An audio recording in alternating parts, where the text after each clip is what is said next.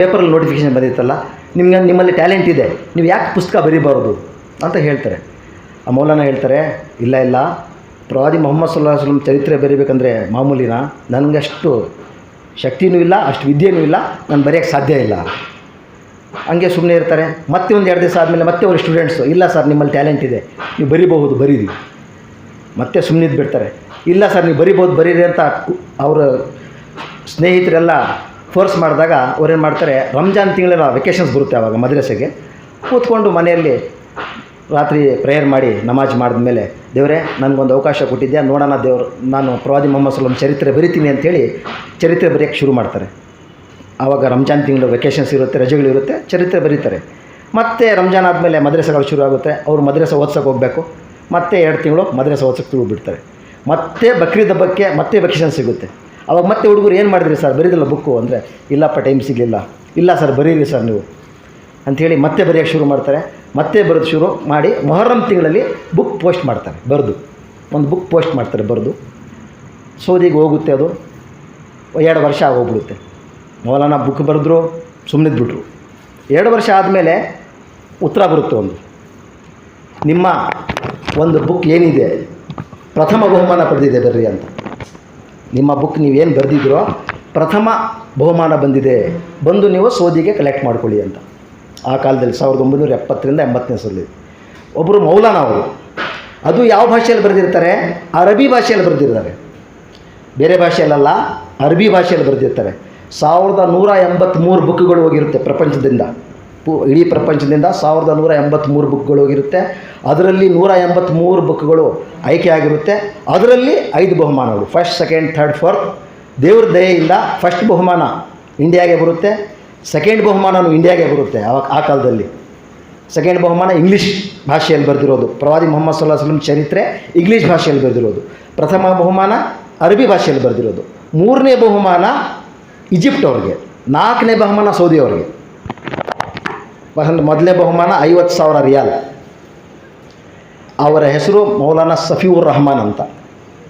ಆ ಆಥರ್ ಹೆಸರು ಮೌಲಾನಾ ಸಫಿಯುರ್ ರಹಮಾನ್ ಅಂತ. ಸುಮಾರು 600 ಪುಟಗಳ ಇತಿಹಾಸ ಬರೆದಿದ್ದಾರೆ ಮೊಹಮ್ಮದ್ ಪೈಗಂಬರವರ ಚರಿತ್ರೆ. 600 ಪುಟಗಳು ಅರಬಿಯಲ್ಲೂ ಅವರೇ ಬರೆದಿದ್ದಾರೆ, ಅದರ ಟ್ರಾನ್ಸ್ಲೇಟು ಉರ್ದುವಲ್ಲಿ ಅವರೇ ಮಾಡಿದ್ದಾರೆ. ಅರ್-ರಹೀಖುಲ್ ಮಖ್ತೂಮ್ ಅಂತ ಪುಸ್ತಕದ ಹೆಸರು.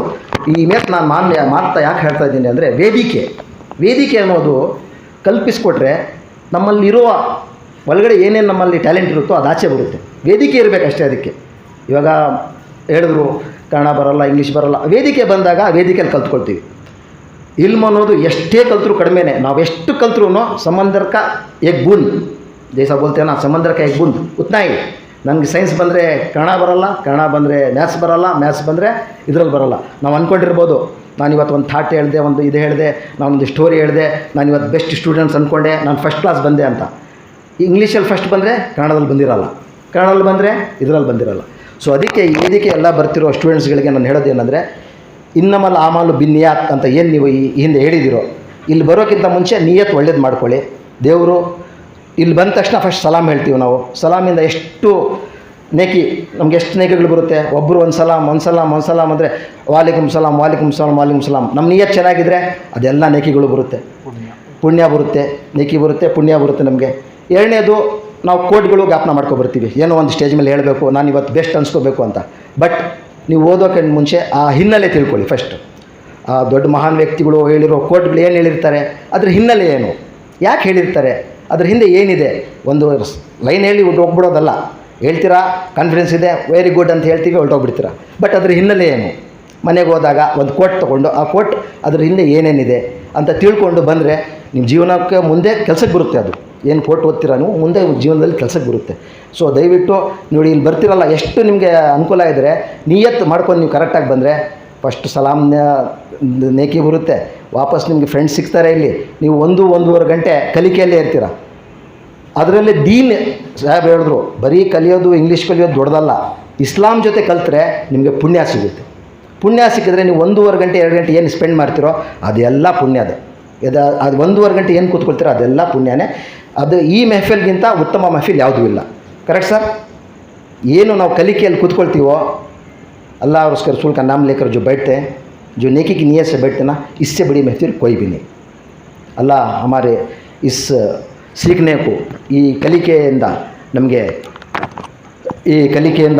ನಮಗೆ ಸಂಪೂರ್ಣ ಫಲ ಸಿಗಲಿ ಅಂತ ಹೇಳ್ತಾ ಈ ಎರಡು ಮಾತನಾಡಲು ನನಗೆ ವೇದಿಕೆ ಕಲ್ಪಿಸಿಕೊಟ್ಟ ಅಲಿ ಪಬ್ಲಿಕ್ ಸ್ಕೂಲ್ ಮತ್ತು ಅಲಿ ಕನ್ನಡ ಕಲಿ ವೇದಿಕೆಯನ್ನು ಧನ್ಯವಾದಿಸುತ್ತಾ ನಾನು ಎರಡು ಮಾತನ್ನು ಮುಗಿಸ್ತೀನಿ. ಅಸ್ಸಲಾಮು ಅಲೈಕುಮ್ ವರಹಮತುಲ್ಲಾಹಿ ವಬರಕಾತುಹು. ವಾಲೇಕುಮ್ ಸಲಾಮ್ ವರಹಮತುಲ್ಲಾ. ಮಾಷಾ ಅಲ್ಲಾ, ನಮ್ಮ ಶಬೀರ್ ಸರ್ ಅವರು ಡೈಲಿ ಒಂದು ಇನ್ಸ್ಪಿರೇಷನಲ್ ಒಂದು ಟಾಪಿಕ್ಕಿಂದ ನಮ್ಮ ಎಲ್ಲ ಸ್ಟೂಡೆಂಟ್ಸ್ಗಳಿಗೂ ಇನ್ಸ್ಪೈರ್ ಮಾಡ್ತಾ ಇದ್ದಾರೆ. ಅವರಿಗೆ ನಾವು ಎಷ್ಟು ಥ್ಯಾಂಕ್ ಹೇಳಿದರೂ ಸಾಕಾಗಲ್ಲ. ತುಂಬ ಬ್ಯುಸಿ ಸ್ಕೆಡ್ಯೂಲ್ ಇರುತ್ತೆ ಅವ್ರದ್ದು, ಅದರಲ್ಲೂ ಬಿಡುವು ಮಾಡಿಕೊಂಡು ಬಂದು ಇಲ್ಲಿ ಬಂದಿದ್ದಾರೆ, ಅತ್ಯುತ್ತಮವಾಗಿ ಮಾತನಾಡಿದ್ದಾರೆ. ಸೊ ಈ ಕಿವಿ ಮಾತುಗಳನ್ನು ನಾವು ಜಸ್ಟ್ ಕೇಳಿಸಿಕೊಳ್ಳುವುದೇ ಅಲ್ಲ, ಇದನ್ನು ನಮ್ಮ ಜೀವನದಲ್ಲಿ ಅಳವಡಿಸಿಕೊಳ್ಬೇಕು ಅಂತ ನಾನು ಒಂದು ಮನವಿ ಮಾಡ್ತೇನೆ ಎಲ್ಲರಿಗೆ. ಸೊ ಹಾಗೆ ಇನ್ನೊಮ್ಮೆ ಶಬೀರ್ ಸರ್ ಅವರಿಗೆ ಜೋರಾಗಿ ಚಪ್ಪಾಳೆ ಹೊಡೆಯೋಣ. ಹೌದು, ಇಲ್ಲಿ ಬರುವಾಗ ಒಂದು ಮೊದಲನೇದಾಗಿ ನಾವು ಚೆನ್ನಾಗಿ ನಾವು ಕಲಿಬೇಕು ಅಂತೇಳಿ ಅದನ್ನು ಅಳವಡಿಸಿಕೊಳ್ಬೇಕು ಅಂತ